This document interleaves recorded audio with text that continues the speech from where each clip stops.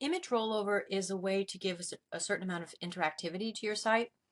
And image rollovers may be just something that lets the viewer know, hey, this is a link that you can click on, or it might be something that gives us additional information. So here, for example, we have all of these thumbnails of stars, and when we click on them or hover over them, we get an image rollover. So it's actually another image. It's just the exact same size and it's the same image, but this one is in color. It's swapping out. So when I hover over it, I get this other image that's in color. So this could be just a simple way to kind of, it's like that elevator button. When you press it and it turns red, it lets you know that it's something functioning and something alive, versus I hover over here and nothing happens, so I don't think about clicking on it. Go through some other examples. So here's an example of using an image rollover to show us a different version of something. So I hover over these images and I get a different version of the piece. All right, so that could be another thing that you could do. You're swapping out two different images, but they're just the exact same size, so they take the same spot essentially here. It looks like the original image is changing, but it's really just bringing up another image. Here's another example where we have an image, and then when I hover over it, I get some information. I get the name of the artist here. So again, this is just the original image, but a second version is being swapped in. Let's see, over here, I see these images. As I hover over them, I get a different version that says, where is China in the world? Or this one, it says provinces in China. So these rollovers are giving me a little bit of information about what I'm looking at.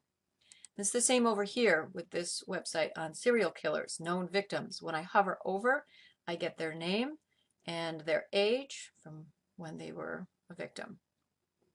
Okay, so rollovers can really be anything from informational to just something that lets the image look alive, so it has like a color shift. Other things you can do, and I'm not going to talk about this in this video, but the next and coming up, is you could make just parts of your image have an active rollover. So as I hover over these guys, I can get their individual names. So again, this is kind of informative, like it lets me know exactly who I am clicking on and their name. All right, so over in Photoshop, I have my couple of images.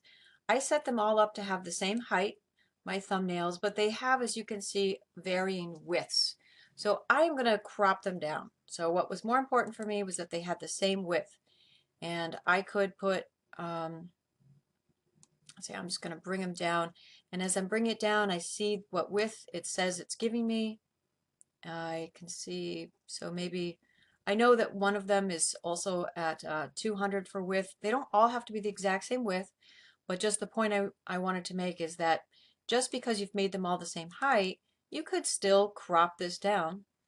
And now I'll do, this one is at 200, 200.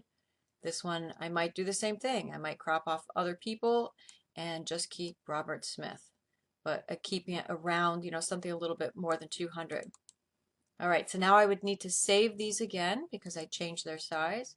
So save as, and this is my thumbnail version. I want to switch it back to JPEG, and maybe I save this as a PNG. Okay, so this is going to be, oh, maybe I never saved this one. Okay, I have to do it now then. So this is, I'll just call it band small. And click OK.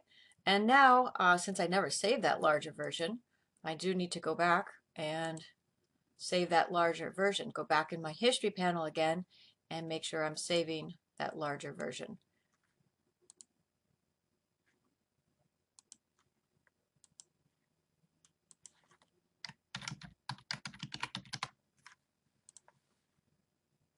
All right, and now I have this one over here. I'm going to do a save as and override my original Smith small. Okay, so let's do, what are a couple of scenarios of what could I do? It could be that I add text. Let's say I'm going to create a new layer and I'm going to put a color on that layer. And I'm going to use the keyboard shortcut Alt Backspace to fill it in, lower that opacity down quite a bit. All right, and then I could take my text tool and I could type over it. Okay, obviously want to change that color, and I could do whatever I wanted to it. I could make it whatever size. Would definitely want a different font. I'm just going to grab a font and make it larger. And it might need a stroke so it could stand out. Just add a little bit of a stroke. That's fine, just something like that. All right, so the point is I'm working right on top of my original thumbnail. It's the exact same size. I could do whatever I want to it. And now I'm going to save it as the same file format that my other version was saved as. So I believe that was a PNG, not a Pixar. And I'm going to call this Smith Small Over.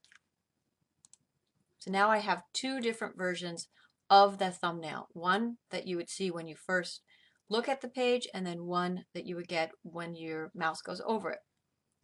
All right, so that's like one way that you could do it. Another thing you could do is you could just simply make this version black and white, or I could make a black and white version, put that one down, and then save this one, and this would be the version that I would see, the color version.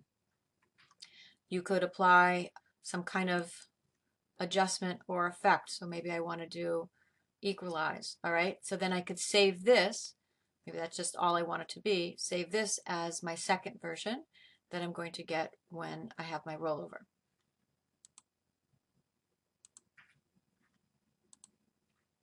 Okay. All right, so that's just a couple of ideas of things that you could do. It could just be an effect. It could be that you change the image and you add some text, so it's something kind of descriptive. But what you want to make sure is that the image that we're going to get when we roll over is the exact same size as and file format as your original thumbnail.